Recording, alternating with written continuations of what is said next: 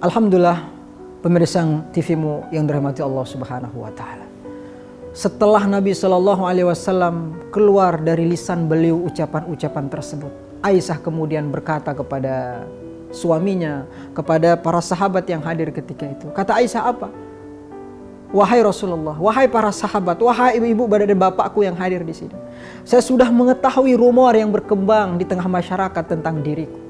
Kalau saya mengatakan, kata Aisyah, bahwa saya tidak pernah melakukan perbuatan itu, dan Allah pun tahu bahwa saya tidak pernah melakukan perbuatan itu, niscaya kalian akan mempercayai berita itu. Kalau saya mengakui bahwa saya pernah melakukan perbuatan itu, dan Allah pun tahu saya tidak pernah melakukan perbuatan itu, niscaya kalian akan mempercayaiku. Demi Allah, kata Aisyah, tidak ada ucapan yang paling baik yang kami ucapkan kecuali ucapan dari ayahnya Nabi Yusuf alaihissalam ketika itu, fasabrun jamil wallahul musta'anu ala ma tasifun. Ketika itu kemudian Aisyah langsung masuk ke kamarnya menangis. Kalau di dalam riwayat itu dikatakan hampir habis air mata Aisyah itu menangis karena isu yang berkembang tentang dirinya. Setelah mendengar ucapan dari istrinya Aisyah, Rasulullah Shallallahu alaihi wasallam kemudian gemetar. Kedinginan menggigil karenanya. Tiba-tiba Nabi Shallallahu alaihi wasallam turun wahyu ketika itu juga, yaitu akhir dari penggalan surah An-Nur ayat 11 dan seterusnya. Turun wahyu gara-gara peristiwa hoax ini. Kemudian Nabi Shallallahu alaihi wasallam langsung memeluk Aisyah. Kemudian Nabi Shallallahu alaihi wasallam berkata, wahai Aisyah, wahai istriku, mohon maaf. Allah sudah menyatakan kebersihanmu itu, bahwa engkau tidak pernah melakukan perbuatan itu. Kemudian Aisyah kemudian sambil menangis, kemudian merinding berkata, wahai Rasulullah, wahai suamiku, saya tidak akan menyangka bahwa akan turun wahyu dari peristiwa yang aku alami ini. Kemudian ayat ini kemudian menjadi populer di tengah masyarakat. Salah satu bunyi ayat itu selain dari Quran surah An-Nur yang turun tadi adalah yang saya bacakan di awal. Ya ayyuhalladzina amanu in ja'akum fasikum binaba'in fatabayyanu, wahai orang beriman, apabila datang berita kepadamu dari seseorang yang belum tahu kredibilitasnya, jangan sekali-kali kamu percaya berita itu. Tapi fatabayyanu, tapi telitilah dan klarifikasilah baik-baik. Bisa jadi berita itu adalah alat propaganda untuk memecah belah umat antara satu pihak dengan pihak yang lain. Saat ini para pemirsa, apa hikmah yang bisa kita ambil dari peristiwa ini? Ternyata betapa besar bahaya dan dampak negatif yang dilahirkan dari adanya hoax ini. Orang bisa menjadi berpisah, rumah tangga bisa menjadi cerai, atau rumah tangga bisa menjadi hancur gara-gara hoax yang tidak terbendung.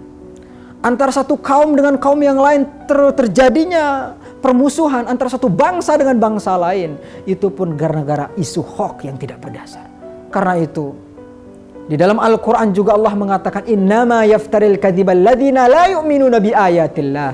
Sesungguhnya orang-orang yang mengada-adakan satu kebohongan, la yu'minuna bi ayatillah, orang-orang tersebut adalah tidak beriman kepada ayat-ayat Allah.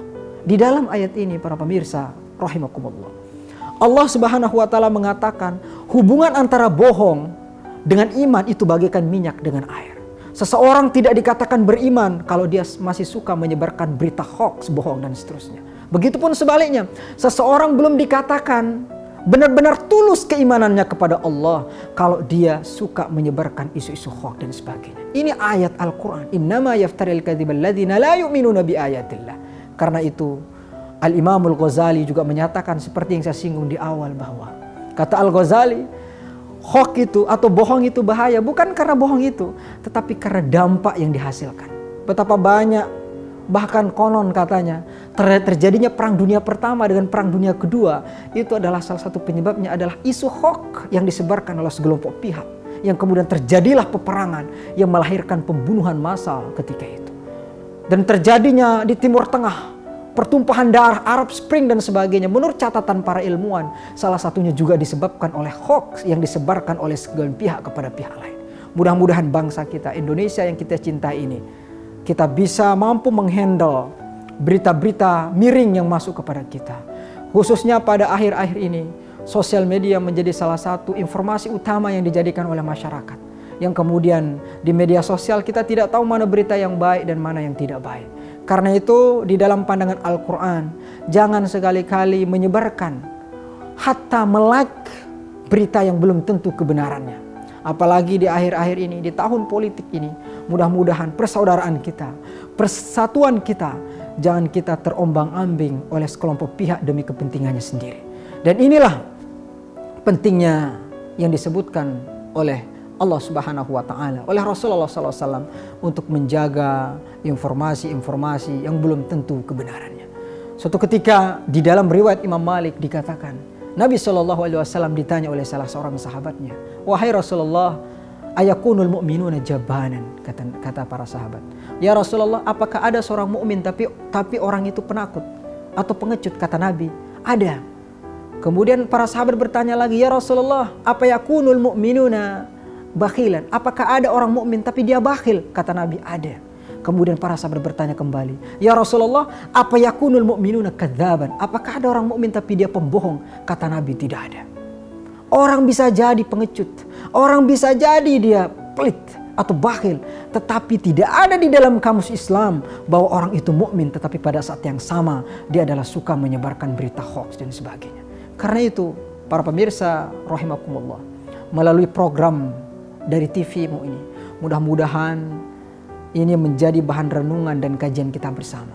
Sekian banyak ayat-ayat yang berbicara, bahkan di dalam hadis yang cukup populer, dihafal oleh sekian para santri, dihafal oleh para siswa, yang mengatakan alamatul munafiki salasun.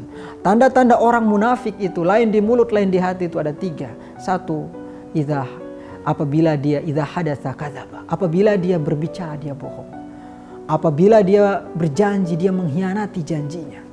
Begitupun seterusnya. Dan ditekankan di dalam hadis itu adalah salah satunya adalah dengan adanya kadzib ini. Para pemirsa yang budiman, mudah-mudahan melalui kultum yang singkat ini saya sendiri mendapatkan pencerahan, dan juga para pemirsa yang ada di rumah, untuk selalu berhati-hati apabila ada berita yang sampai kepada kita. Dan mudah-mudahan kita tidak termasuk menjadi orang pendistribusi hoax atau menjadi penikmat hoax. Amin amin ya rabbal alamin. Mungkin hanya inilah yang bisa saya sampaikan. Mohon maaf atas segala kekurangan. Wabillahi taufiq wal hidayah. Assalamualaikum warahmatullahi wabarakatuh.